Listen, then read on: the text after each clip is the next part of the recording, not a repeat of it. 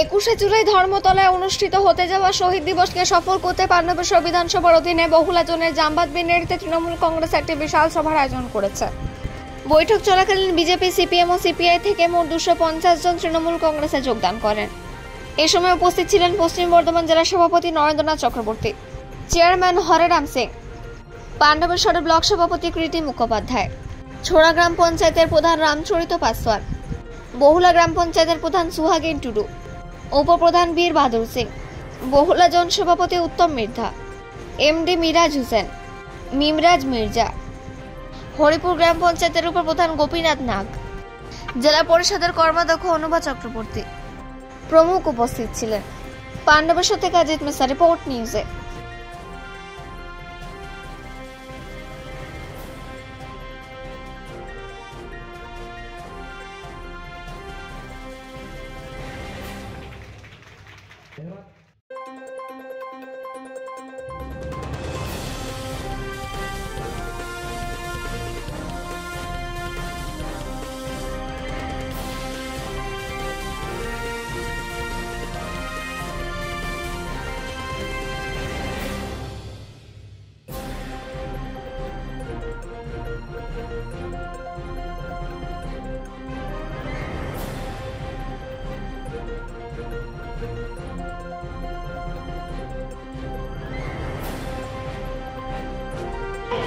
বাংলার মাটির উচ্চয় ঘাটের জেলা যেখানে দুর্বৃত্তায়নের সঙ্গে কাজ তার ইয়ে দেখে আমরা খুশি। এখানে ধর্মীয় মাদক খাইয়ে যদি কেউ ভাবে বাংলা দখল করে নেব, তাদের বলি যে আমার আগামী দিনে আপনারা কি দিশা নিয়ে এগোচ্ছেন?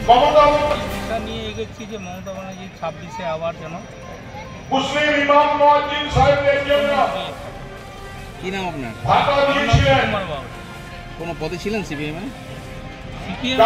সিপিআই ক্যান্ডিডেট দাঁড়িয়েছিল যে বাক্সের মধ্যে মসজিদে শুক্রবারে একটা বাক্স রেখে দেওয়া হয়, তারপর সিপিএম থেকে সবাই কিছু পোলিং এজেন্ট ছিলেন। তার থেকে মুসলিম যারা ধর্মীয় পঞ্চায়েত সদস্য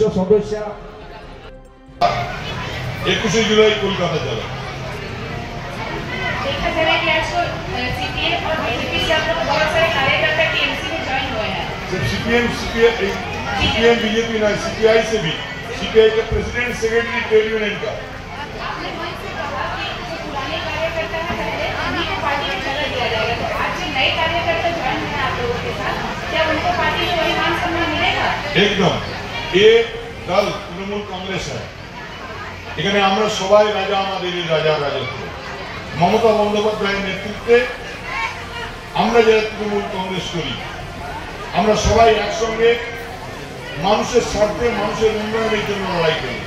তাই নতুন পুরনো কিছু নয়, কিন্তু যারা ওল্ড ইজ গোল্ড, যারা এই দলকে পাশে দাঁড়িয়েছিলেন, জীবন বিপন্ন করে মানুষের জন্য কাজ করেছেন, যারা মমতা বন্দ্যোপাধ্যায়ের লড়াই সামিল হয়েছেন, সেই বয়োবৃদ্ধ তৃণমূল কংগ্রেস কর্মীরা যারা 21শে জুলাই 93 সালে কলকাতা গিয়েছিলেন, যারা no vote no identity card ইস্যুতে যারা লড়াই করেছিলেন, তাদের প্রত্যেককে পশ্চিম বর্ধমান জেলায় প্রায় প্রতিদিনই বিভিন্ন সভায় সম্মানিত করা হচ্ছে। ধন্যবাদ, থ্যাংক ইউ।